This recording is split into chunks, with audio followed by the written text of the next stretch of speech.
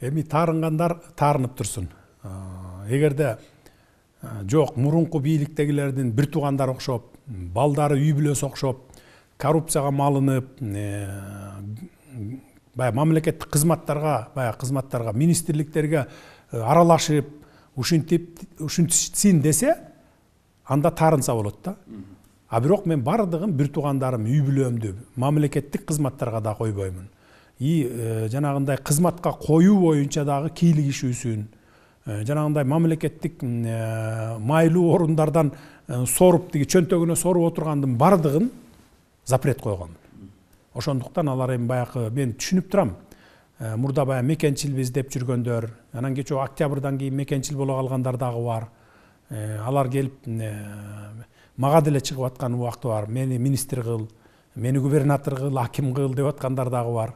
Бир туугандарыма, үй бүлөмө чыгып аткандар дагы бар. Анан алардын колунда аким кылып кое турган мүмкүнчүлүгү жок болсо, укугу жок болсо, мен аларга деги баягындай тыюу салып атсам, анан кантип аларды алып барат?